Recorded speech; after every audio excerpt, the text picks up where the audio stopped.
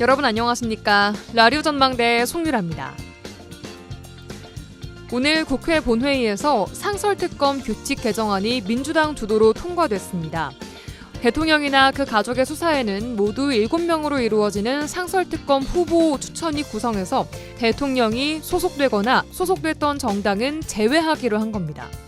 이 개정안은 대통령의 거부권 행사 대상이 아니기 때문에 본회의 통과 후에 바로 시행되는데요. 여당인 국민의힘은 권력 분립의 원칙에 위배되는 위헌이며 보복의 정치라고 반발하고 있습니다.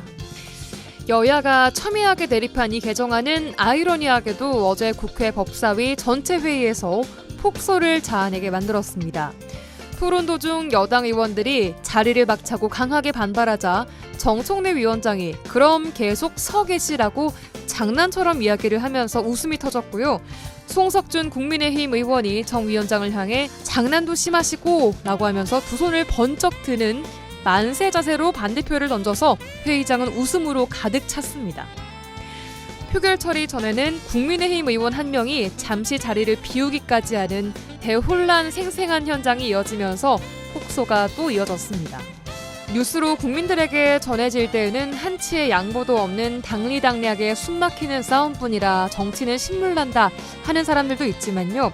작은 장난으로 시작된 한 번의 웃음이 그 현장을 또 얼마나 녹여줬을지 알 것도 같습니다. 아마존의 원시부족 조회족은 부족 사람들 중 누가 화가 나면 단체로 가서 간지럼을 태워 웃긴다고 하죠. 화난 사람은 간지러워 웃고 그 웃음을 본 사람들은 화가 풀린 것에 안도하며 웃고 우리 정치판 한 자락에도 웃음이 있었고 다만 그 웃음 속에 국민을 향한 마음이 더 담기길 바라는 마음이 좀 생겨난 것 같습니다. 오늘 라디오 전망대가 준비한 소식입니다. 지역 소식들 뉴스 브리핑 통해 들어보고요.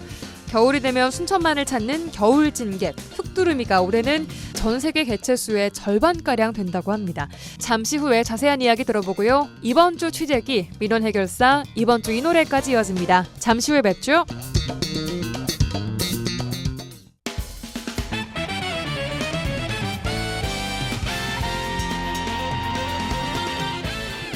라디오 전망대 11월 28일 목요일 순서 출발합니다. 지역 뉴스부터 정리해보죠. 뉴스브리핑 빅터뉴스의 장봉현 기자 연결합니다. 안녕하세요. 네, 안녕하세요. 장봉현입니다.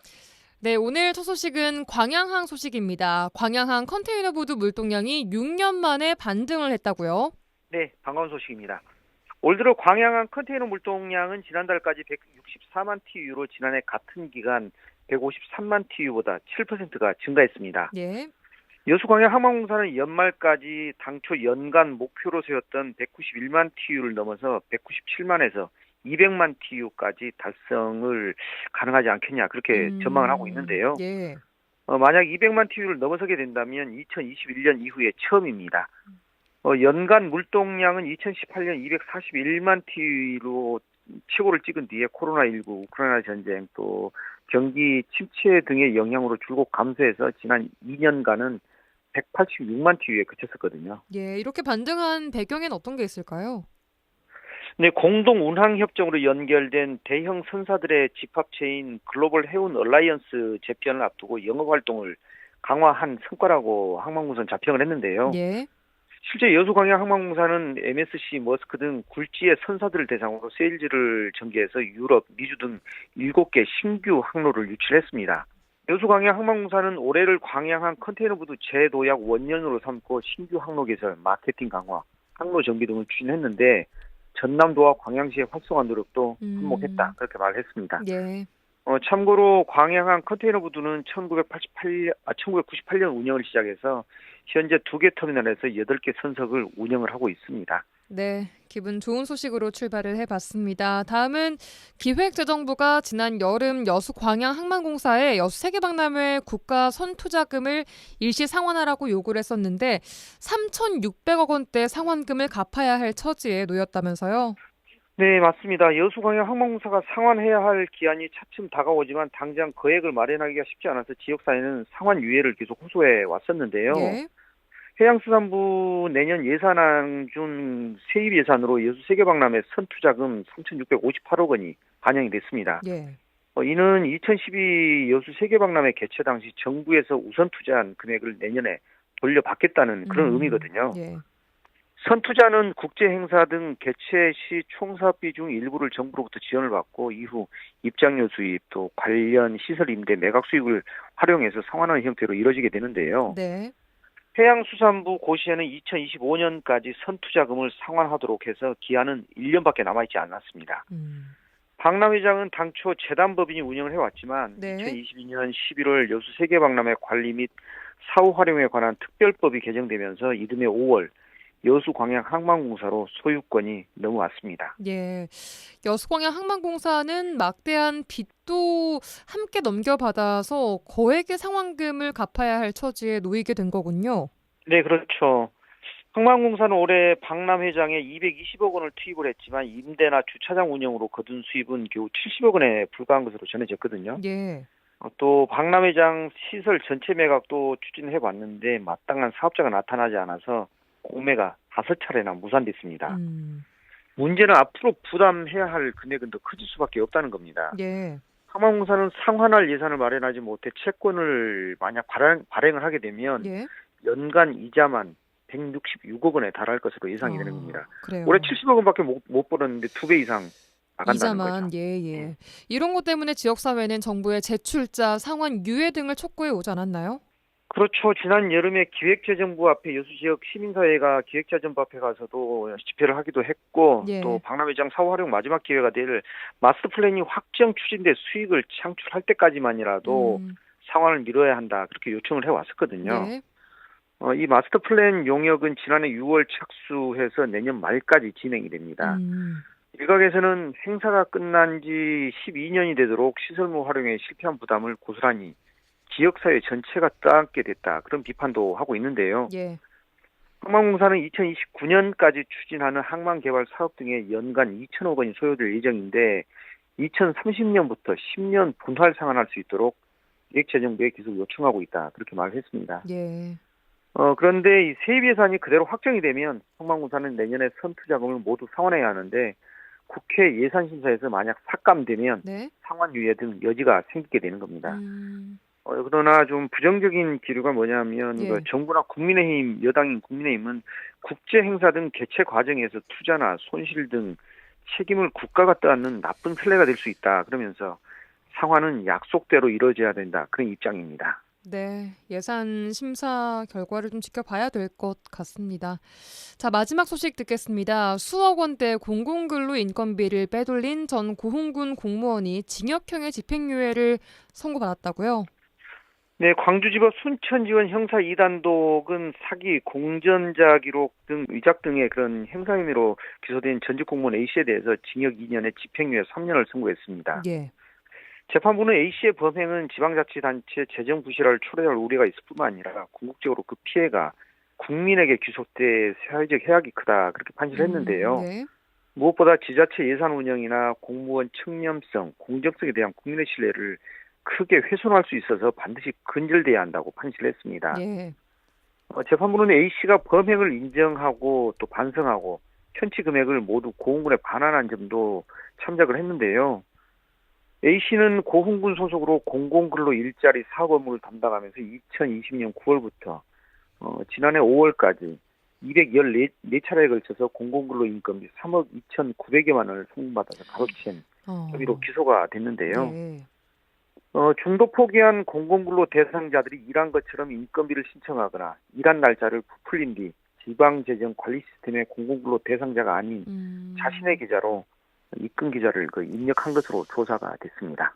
예, 알겠습니다. 오늘 뉴스 브리핑 여기까지 듣겠습니다. 빅터뉴스의 장봉현 기자였습니다. 수고하셨습니다. 네, 수고하셨습니다.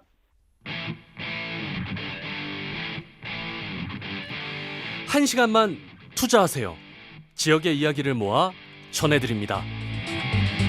지역 시사는 역시 여수 MBC 송유라의 라디오 전망대. 네, 올해 순천만 습지에요. 천연기념물이자 멸종위기종인 흑두루미가 역대 가장 많이 찾은 것으로 확인됐습니다. 무려 전 세계 개체 수의 절반가량이 순천만 습지에서 관찰됐다고 하는데요. 자세한 이야기 전문가와 함께 나눠보겠습니다. 김옥현 순천만 생태해설사 전화 연결합니다. 안녕하세요. 안녕하세요. 네, 반갑습니다. 네, 반갑습니다. 네, 순천만 생태 해설사라고 제가 소개를 해드렸는데 어떤 일을 하고 계시는 건가요? 네, 순천만 습지에 방문하는 관광객 대상으로 동행 해설 및 탐조 프로그램 체험 교육을 하고 있습니다. 그럼 이제 관광객들 오시면 직접 안내해드리고 또 소개도 해드리고 하시는 거예요? 네, 네네, 음, 학생들을 대상으로 또 체험 프로그램도 하고 있고요. 예. 공작 체험 프로그램도 함께 병행하고 있습니다. 그렇군요. 아니, 순천만 습지에 흑두루미가 매년 찾아오고 있는 건 알았는데 올해는 그 수가 역대 가장 많았다고요? 네, 올해 지금 7천 마리가 넘게 왔고요. 네. 또 가창오리도 10만 마리가 이렇게 왔고요. 또 제두루미, 검은목 두루미, 캐나다 두루미 등 또 고니도 찾아왔거든요. 예. 그래서 굉장히 많은 새들이 도래했습니다. 예, 일단 뭐 흑두루미만 놓고 봤을 때 7천 마리 넘게 뭐 7,600여 마리라고 보도가 되던데 네네네. 이게 네. 전 세계 개체수의 절반가량이라고 하는데 이게 맞는 얘기인가요? 네, 맞습니다. 16,000마리 정도 있거든요. 예. 흑두루미는. 전 세계에 15종이 두루미 종류가 있는데 네. 우리나라에는 7종이 오고요. 그 음. 중에 순천만에는 4종류가 오는데 순천만에는 흑두루미가 가장 많이 찾아오거든요. 근데 이렇게 올해 벌써 7,000마리가 넘게 올동을 하고 있습니다. 이렇게 많이 찾아온다는 게 어떤 의미가 네. 있을까요? 순천만 습지는 생태고리가 잘 연결돼 있죠. 먹이 그물이 끊어지지 않고요. 생태 보존 활동 및 또 먹이터, 휴식지, 생태 환경이 안정적으로 서식 환경이 보존이 잘 돼 있다는 의미가 있습니다. 예. 그리고 지구 위기 속 순천만은 사람과 자연이 함께 공존하면서 생태적으로 보존의 가치가 높다는 것을 의미하는 거죠. 이렇게 많은 흑두루미가 찾아온 만큼 관광객들도 지금 많이 오고 있을 텐데 일단 보러 갔을 때 이 많은 흑두루미들 또 다른 종류의 새들을 얼마나 가까이서 볼 수 있는 건가요? 네, 그 천연기념밀 228호 흑두루미는 경계심이 워낙 크거든요. 예. 그래서 람사르 길에서 허용된 접근 거리는 150m였어요. 네. 그런데 올해는 람사르 길 탐조대 인근 농경지에 80m까지 흑두루미가 앞으로 찾아왔거든요. 오. 그래서 쌍안경 없이도 맨눈으로 탐조할 수 있는 거리거든요. 네, 그래서 순천만 습지 흑두루미를 더 가까이 만날 수 있는 흑두루미 탐조 환경을 새롭게 조성을 했습니다. 아, 그래요? 그래서 네네. 그래서 갈대 울타리 설치를 했고요. 네. 탐조대 길과 탐조대 사이에 흑두루미를 안전하게 관찰할 수 있는 자연 친화적인 갈대 울타리를 만들었거든요. 예. 그래서 생태 탐조의 새로운 즐거움을 또 우리 관광객들이 더 가까이서 만나면서 또 새들의 자유로운 비행과 자연스러운 먹이 먹는 모습 생생하게 경험하고 관찰할 수 있는 또 여기서 힐링하고 갈 수 있는 그런 것을 만들었습니다. 그렇군요.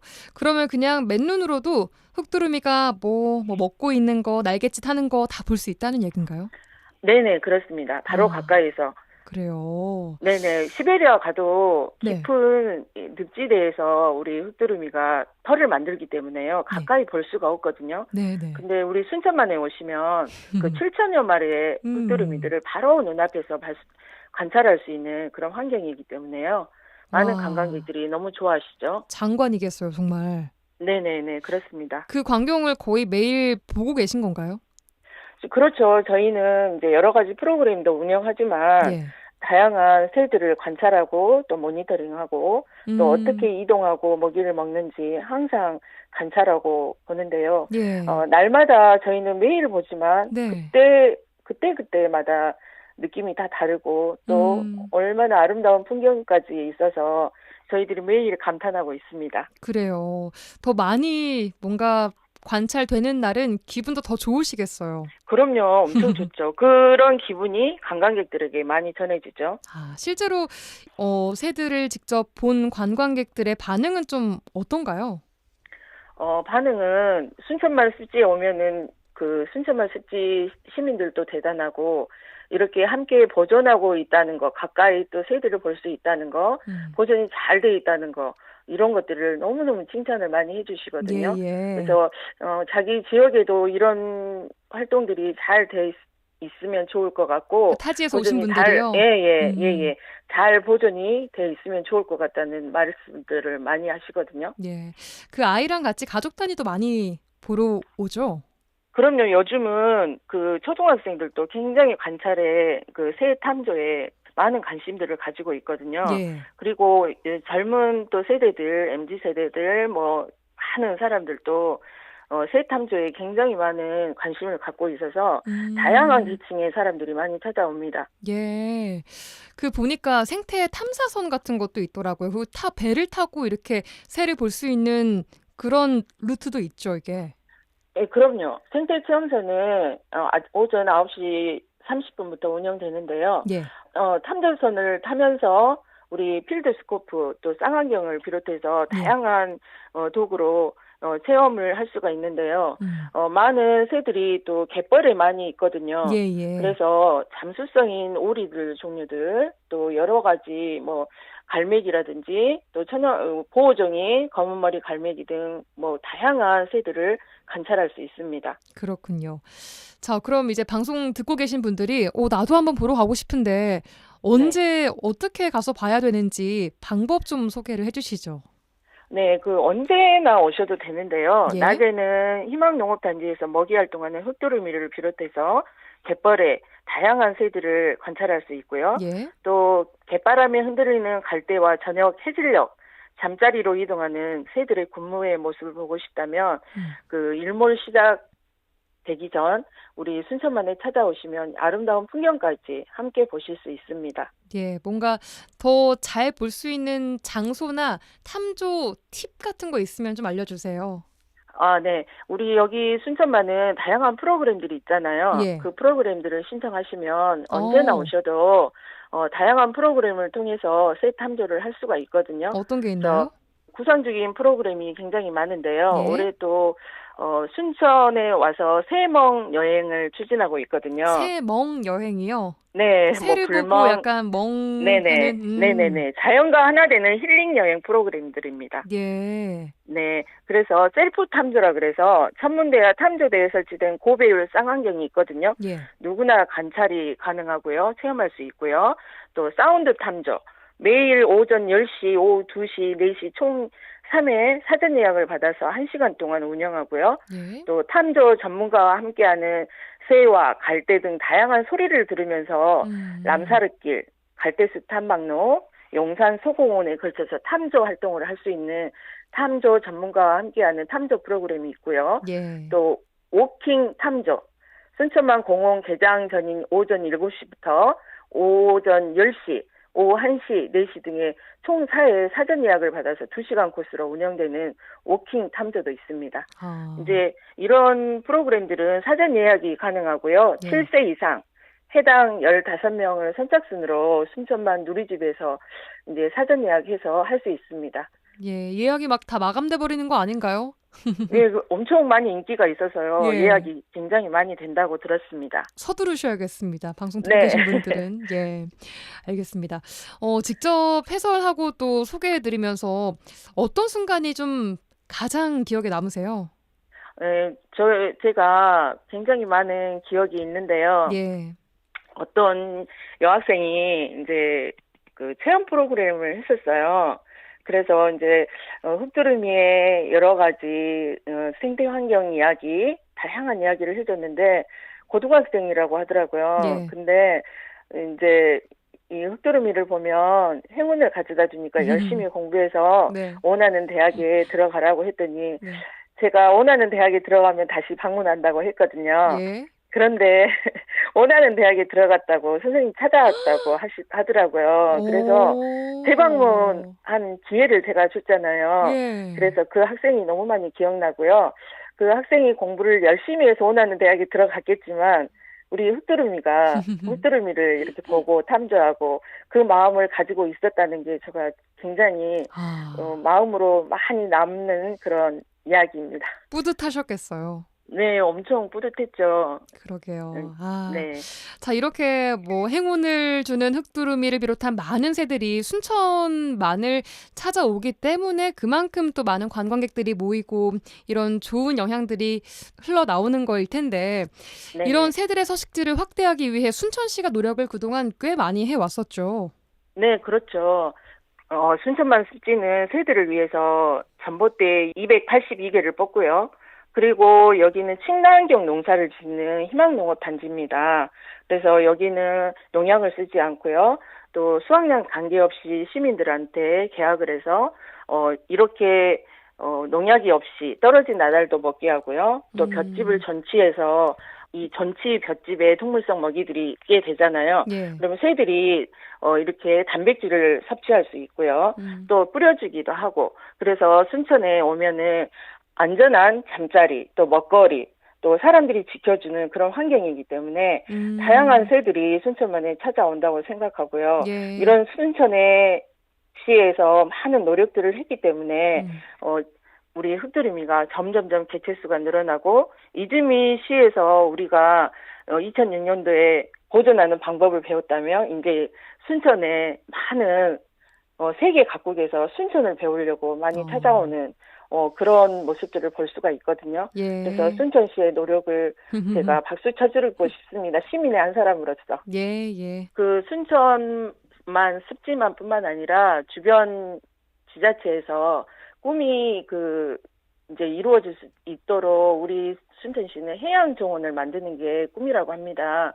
그래서 뭐 여자만 이쪽에 여수 뭐 고흥 다 있잖아요. 예. 이런 것들을 함께 지자체하고 같이 해양 정원을 만들어서 진정한 남해안 벨트를 구성하고 싶다고 하시거든요. 예. 그래서 해양 정원을 만드는 꿈이 꼭 이루어지길 바라보고요. 우리 시가 작은 중소도시지만 이렇게 환경을 위해서 열심히 뛰는 우리 시민들과 공무원들이 함께 이렇게 많은 노력을 하고 있다는 거 정말 고무적인 일이죠. 예, 알겠습니다. 자, 마지막으로 해설사님의 앞으로의 뭐 계획이나 바람도 들어볼까요? 네, 순천만의 습지의 생태적 가치가 생물종 다양성이 높은 곳이잖아요. 그래서 생태 도시로서 역할을 또 하고 있고 또 상징성을 잃지 않고 생태 관광지로서 지역 주민들과 삶의 질도 높이는 생태 관광지의 역할도 하고 있는 순천만 습지인데요. 또 너가 보아도 대단하고 탁월한 보편적 가치가 있는 순천만 갯벌 또 다음 세대에게 전승될 수 있도록 순천만 습지의 소중함, 중요함을 알리고 또 모니터링도 많이 하고요. 열심히 하면서 순천만 보존에 조그마한 힘을 보태려고 합니다. 그래서 순천만의 습지의 소중함, 중요함을 알리는 생태 해설사로서 또 시민으로서 많은 활동을 하고 싶습니다. 예, 알겠습니다. 감사합니다. 자, 김옥현 순천만 생태 해설사님과 오늘 순천 흑두루미부터 순천만 습지에 대한 이야기 쭉 함께 나눠봤습니다. 오늘 말씀 고맙습니다. 네, 감사합니다.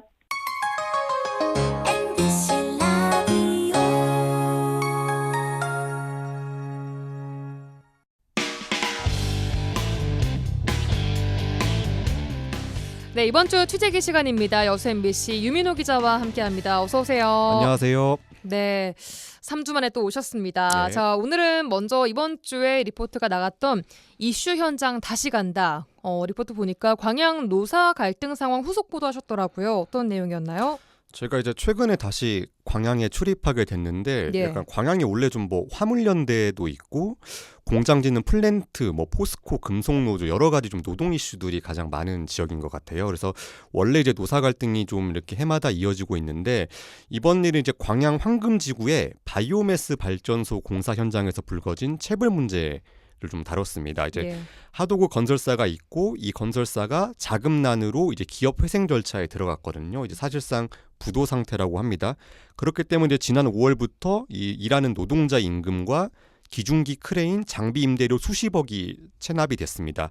이 가운데 이제 뭐 임금 같은 경우에는 원청에서 일단 지급을 했고 그런데 이제 장비 임대료 같은 경우에는 법적 근거가 없어서 약 19억 원 정도를 이 장비업자들이 못 돌려받고 있는 상황입니다. 이제 그렇기 때문에 장비업자들이 이 원청과 발주처인 광양그린에너지가 이 문제를 좀 해결해라 해서 어제 두 번째 기자회견을 열었습니다. 예. 이제 여기에 또 7개월 넘게 이어지고 있는 광양 플랜트 노조와 제철산단 전문건설인협회 임단협도 잘 좀 잠정 합의된다 싶었더니 이 노조원 투표에서 부결이 났고 이제 뭐 제자리 걸음인 그런 상황입니다. 다시 결렬이 됐죠.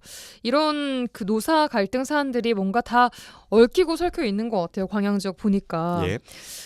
그래서 지금 상황으로는 이 두 사안이 좀 뭐 연결된 것도 있긴 하지만 떼어놓고 보자면 어쨌든 이 두 사안이 해결이 안 된 상황인 거죠. 네, 그렇습니다. 이제 연말이 이제 다가오고 있는데 다음 네. 달이면 12월이잖아요. 이 두 문제가 좀 일단은 뭐 아예 뭐 활로가 다 막힌 건 아니에요. 이제 협상과 교섭도 이제 두 주체가 이어가고 있는데 일단 언제 끝날지 모르는 상황입니다. 이제 장비 임대료 같은 경우에는 예. 이 이제 원청이 좀 주겠다는 그 지급 규모와 이 장비업자들이 받아내야겠다는 그런 지급의 규모가 꽤 좀 뭐 매덕 가까이 차이가 난다고 해요. 그래서 이 규모 차이를 줄이는 게 좀 이게 관건이겠고. 원청의 지급 의지는 있는 상황인가요? 네, 있는데 이제 뭐 19억을 다 줄 수는 없다. 이제 뭐 한 뭐 절반 정도를 얘기했다고 그때 알려졌거든요. 그래서 예. 근데 이제 좀 어찌됐건 이 업자들은 다 받아야 된다 그런 상황이라서 이 간극을 좀 줄이는 게 좀 목표인 것 같습니다. 이제 플랜트 노사는 이제 노조가 이 부당 노동 행위를 한 노조원을 징계하고 이걸 또 자기들한테 보고하라는 조항이 있어요. 이게 52조 3항이라는 맞아요. 조항인데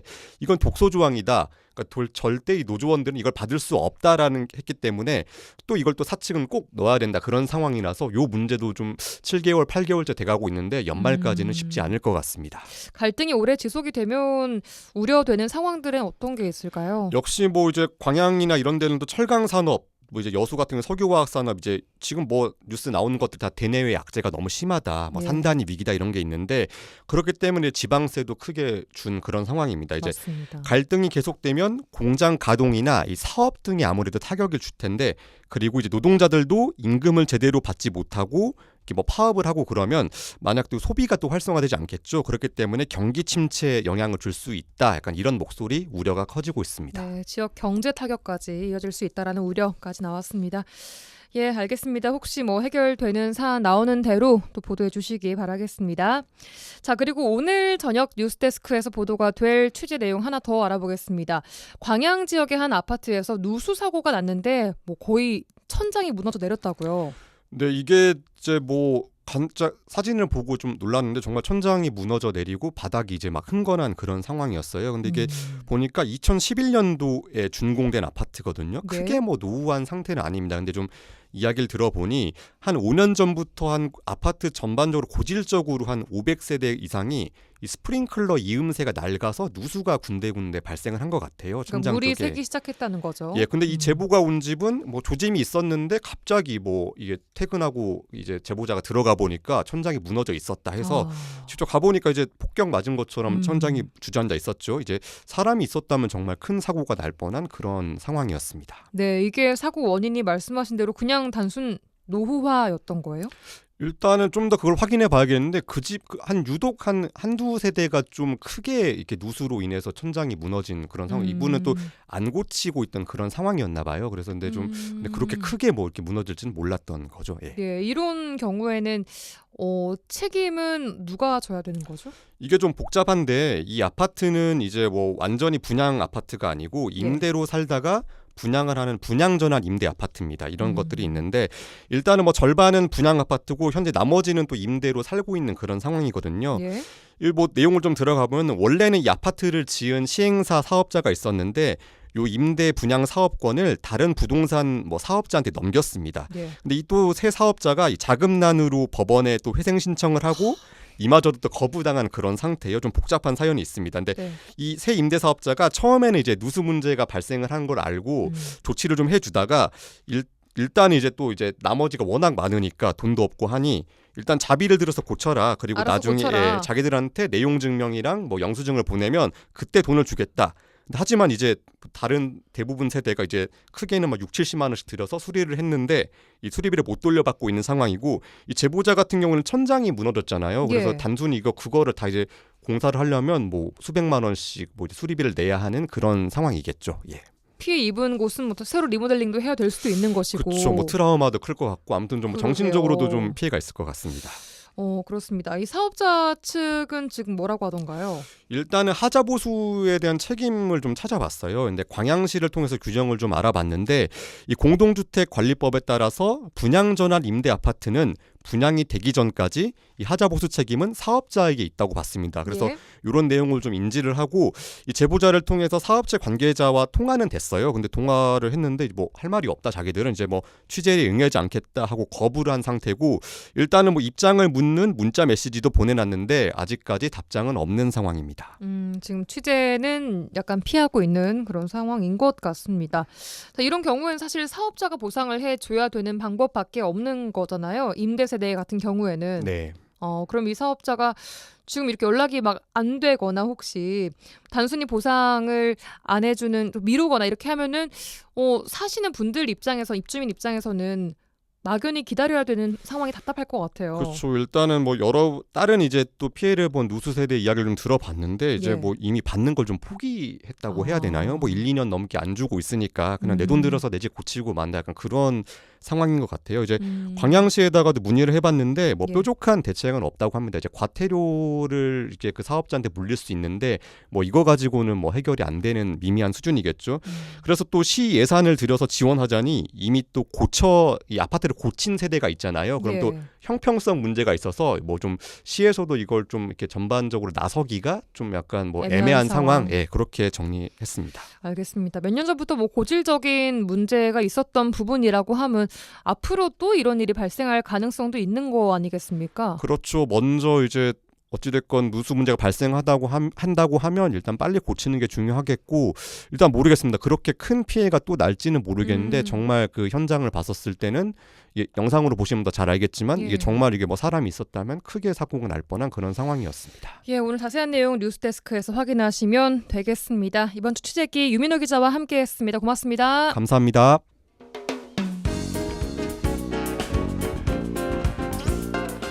고충을 듣습니다. 라디오 전망대 민원 해결사. 네, 오늘도 민원 해결사 이미지 리포터와 함께합니다. 어서 오세요. 네, 안녕하십니까?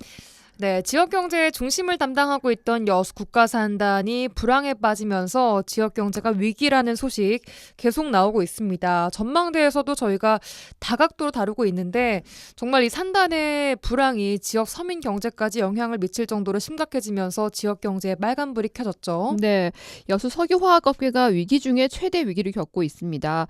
최근 경기 침체와 중국 및 중동의 공급 과잉에 경쟁력이 떨어지고요. 또 전례 없는 부진을 이어오면서 이 석유화학 기업들의 실적이 악화되고 있습니다. 이로 인해 여수 법인지방소득세가 전년 대비 무려 70% 가까이 줄어들어서 지자체 살림에도 악영향을 주고 있습니다. 또 산단 내 기업들의 공장 매각설, 공장 가동 중단설이 꾸준히 제기되면서 일각에서는요, 오늘보다 내일보다 모레가 더 힘들다는 가면 갈수록 더 위기다는 말이 나오고 있습니다. 네, 산단의 경영 부진 여파가 지역 곳곳으로 퍼져나가고 있습니다. 지역 상권들도 큰 피해를 입고 있죠. 네, 이 지역의 주요 상권들은요, 산단의 경기에 따라 울고 온다는 말이 나오고 있습니다. 그만큼 이 산단과 지역 경제, 생활 경제는 끊을 수가 없는 관계인데요. 예. 특히 연말이 다가오면 이 산단 직원들의 단체 회식이 이어지면서 이 골목골목마다 유동이가 많았습니다. 특히 식당가가 밀집한 여수 무선지구나 학동의 경우 이 저녁 시간엔 식당 예약을 할 수 없을 정도였습니다. 네. 하지만 그런 모습은 추억이 된 지 오래입니다. 요즘 저녁 시간이면요, 대부분의 테이블이 가득 차 있던 식당들도 손님이 없어서 비어있는 테이블이 더 많고 또 예전처럼 종업원들의 분주한 모습도 보이질 않았습니다. 지금은 회사에서 회식을 오는 경우가 드물다고 하는데요. 해마다 매출이 줄어들다 보니 주위 가게들마다 임대를 붙여놓고 비워놓은 상가도 많아지고 또 산단 경기로 인한 여파가 가면 갈수록 크다는 걸 느낀다고 합니다. 식당 주인들 얘기 들어보시죠. 아예 없어요. 회식 자체가. 차라리 코로나 때는 나았어요. 지금이 더 안 돼서 보낼 때보다. 우리만 그런 게 아니고 다 그래요. 이쪽 동네가. 옥천 저기도 많이 줄었죠. 회식 자체를 안 하니까 지금. 공장 경기가 안 좋으니까. 아예 지금 침체기죠. 3분의 1로 줄었어요. 매출이 한 한 40% 정도 줄었다고. 작년까지만 해도 한 60명, 80명 그리 했었는데 지금은 12명, 10명. 오늘 월급날 그런 날 되면은 20일, 21일 그리 금방 이런 손님이 많고 제일 영향이 많죠. 동단 급여 나온 날에 제일 영향이 많고. 제가 한번 이렇게 둘러보면은 우리 집만 그런 게 아니고 전체적으로 똑같아요. 기다리고 있는 거죠. 버티고 있어요. 네, 식당을 운영하시는 분들 이야기 듣고 왔습니다. 정말 버티고 있다라는 이야기 듣고 왔는데요. 기업들도 이제 허리띠를 졸라매기 시작한 겁니다. 그런 여파가 지역 상권에 영향을 고스란히 주고 있고요. 네, 현재 석유화학업계 침체가 장기화될 수 있다는 예상이 나오면서 이 지역 경제에 대한 우려가 더 커지고 있습니다. 여수 산단의 석유화학업계 올 3분기 실적은요. 금호석유화학 한 곳을 제외하고 모두 적자였습니다. 네. 이렇게 석유화학업계 침체가 수년째 이어지면서 기업들마다 다양한 대비책을 내놓고 있다고 하는데요. 한 기업에서는요. 상반기, 하반기에 나눠 진행했던 그 대정비 기간인 셧다운 기간을요. 1년 반이나 2년으로 늘려서 진행할 계획을 갖고 있다고 합니다. 또 한 기업에서는요. 공장 매각을 준비했지만 협의 과정에서 무산되기도 했습니다. 그러니까 공장을 아예 팔려고 했던 거죠. 네, 맞습니다. 특히 또 공장을 가동할수록 손해가 커지는 기업의 경우에는요. 공장 가동을 중단하고 직원 전환 배치인 구조조정을 하기도 했습니다. 이게 공장을 가동하면요. 손해가 발생하기 때문에 시 지자체에 벌금을 내는 게 더 손해가 적기 때문에 벌금을 그래요. 내서라도 가동을 하지 않는 겁니다. 그래요. 이렇다 보니 직원들을 위한 조직 활성비가 있는데요. 이게 삭감되고요. 법인카드 사용도 제한되고 있습니다. 작업복을 새로 배워받는 것도 좀 까다로워졌다고 합니다. 예전에는 팀장까지 결제를 받았다면 지금은 상무 이상까지 결제를 받아야지 작업복을 받을 수 있다고 합니다. 쓸 돈을 더 아끼는 거죠. 그러다 보니 직원들은요. 성과부에 대한 기대도 크지 않다고 얘기를 하고 있습니다. 네, 이렇게 공장 가동 중단이 늘면서 일을 하고 있는 일용직 노동자들도 어려움을 겪지 않을까 싶어요. 네, 이 정규직 직원들의 경우에는요. 공장 가동을 중단하면 근무가 변경이 됩니다. 하지만 여수산단 내 수많은 일용직 노동자들은 공장 가동을 중단으로 일자리를 잃게 됩니다. 또한 경기 부진으로 기업마다 새로운 사업을 이끌어갈 여유가 없다 보니까 일용직 근무자들이 투입될 사업장도 없는 상황입니다. 민주노총 여수시 지부 최간식 지부장 인터뷰입니다. 일용직 건설 노동자들은 주된 업무가 공장 유지 보수잖아요. 정기적인 검사를 하거나 교체를 하거나 이런 거일 때 거기에 투입되는 인원들이고, 또 한 가지는 새로운 프로젝트나 공장이 증설 내지는 신설될 때 거기에서 이제 일을 하는 주로 이제 일용직 노동자들인데, 일단은 일용직 노동자들 같은 경우에는 중요한 건 이제 일자리인데, 그런 일자리가 줄어드는 건 사실이겠죠. 또 특히나 지금 같은 경우에는 여수산단에는 신규 사업이 거의 없어요. 지금 많은 일용직 건설 노동자들이 객지에 나가 있죠. 여수 산단 기업들의 불황이 장기화되면서 산단과 관련된 지역 업체들은 물론이고요. 골목 상권, 일자리 등 지역 곳곳이 휘청이고 있습니다. 이 지역 경제의 위기를 극복할 수 있는 전방위적인 대책이 시급해 보입니다. 네, 민원 해결사 이미지 리포터와 함께했습니다. 고맙습니다. 네, 감사합니다. 줄 수 있는 게 이 노래밖에 없다. 가진 거라곤 이 목소리밖에 없다. 네, 이번 주 뜨거운 뉴스를 소개하고 뉴스에 어울리는 노래 한 곡 들려드리는 시간, 이번 주 이 노래 김진우 아나운서와 함께합니다. 어서 오세요. 네, 안녕하세요. 막내 아들 김진호입니다. 네, 반갑습니다. 네. 이번 주는 어떤 뉴스와 노래 준비해 오셨나요? 네, 11월 22일 지난주 화요일이었죠. 메가스터디의 손준 회장이 대구에서 고등학교 1, 2학년 남녀 재학생 500여 명을 대상으로 특강을 진행했습니다. 근데 이 강연에서 나온 손 회장의 몇몇 발언이 문제가 됐습니다. 네, 논란이 아주 크게 되고 있습니다. 어떤 발언이었죠? 네, 그 두 가지를 말씀드리려고 하는데, 첫 번째는 이제 본인이 과거 개인 과외를 하면서 제자에게 했었던 말인데요. 너 이렇게 살면 내 눈에 네 인생이 성매매 여성보다 못할 것 같다는 느낌이 든다. 이런 말을 했다고 합니다. 예. 그래서 이 성매매 여성보다도 못한 삶을 살게 될 수 있다는 식의 비유를 했던 그 경험을 이 특강 자리에서 말했고요. 예. 두 번째는 대학 입시 특별 전형에 10대가 출산하면 대학 진학의 결정권을 강력하게 열어주는 제도를 써야 한다. 이런 발언까지 했다고 합니다. 성유라 아나운서는 이 발언들 어떻게 느끼십니까? 뭐 일단 여성으로서 굉장한 수치심을 느낄 수 있는 발언이었고 고등학생들에게 할 말인가? 저는 정말 귀를 의심했어요. 기사를 보면서 눈을 의심했고 네. 일단 국내 최대 사교육기관인 메가스터디 회장이란 사람의 발언이라는 게 참 정말 너무 놀랐습니다. 네. 공식 사과가 필요하다고 생각합니다. 그렇습니다. 그래서 우선은 뭐 이 손준 회장의 취지는 뭐 본인이 말하기로는 과거 뭐 개인적인 자리에서 했던 발언은 공부의 중요성을 좀 강조하려고 했었다. 예. 그리고 특강에서 한 발언은 저출산 문제에 대한 우려로 이런 어떤 발언을 했다고 하는데요. 현장에 있었던 학생들 방금 송유라 아나운서처럼 매우 수치심을 느꼈다고 전했고요. 강한 항의도 했다고 합니다. 그래서 이제 논란이 좀 거세지자 메가스터디 역시나 이제 공식 사과 입장을 학교 측에 전했는데요. 예. 이 과정에서도 메가스터디 법무팀이 법적 대응을 준비하고 있다는 사실이 밝혀져서 또 한 차례 또 많은 사람들을 놀라게 했습니다. 예. 이 해당 강연과 관련한 사실을 뭔가 SNS에 올리려거나 혹은 뭐 유튜브에 올린다거나 했을 때 이런 것들을 좀 막으려고 하는 시도인데요. 분명 학생들에게 이런 사과의 입장을 전하면서 동시에 학생들을 압박하는 메시지까지 준 겁니다.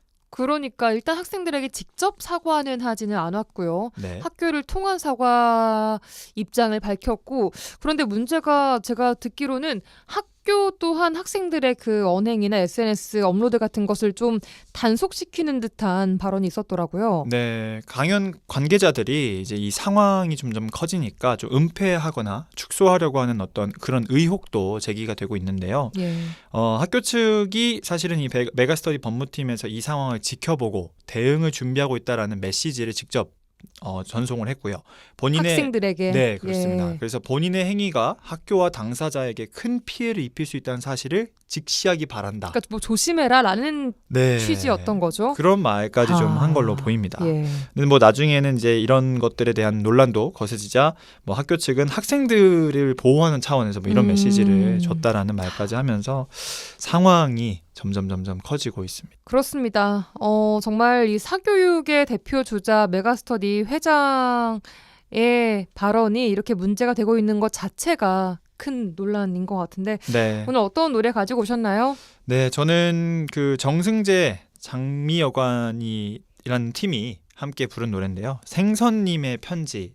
라는 노래를 가지고 생선님. 왔습니다. 네. 예. 이 선생님을 좀 뒤집어서 재미있게 쓴 것 같은데요. 네. 공교롭게 이 노래가 또 그 정승재 그러니까 유명한 일타 강사시죠. 이 참여한 곡이고요.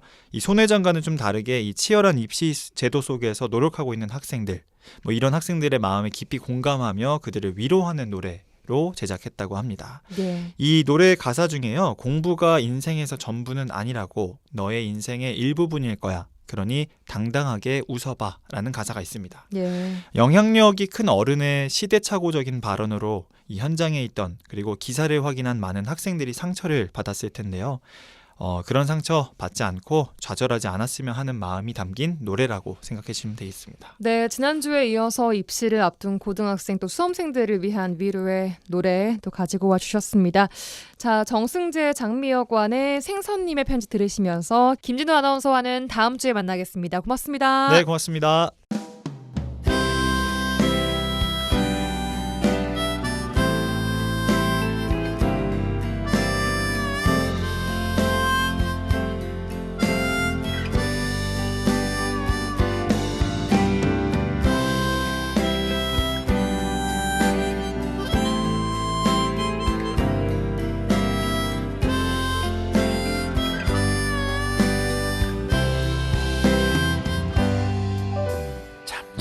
해내고 있어 고민도 많을 텐데 때로는 독한 말로 잔소리 많아져도 참고 견뎌준 그대들이 정말 안쓰러워 이 생선님이 고맙고 너무 미안해 공부가 인생에서 전부는 아니라고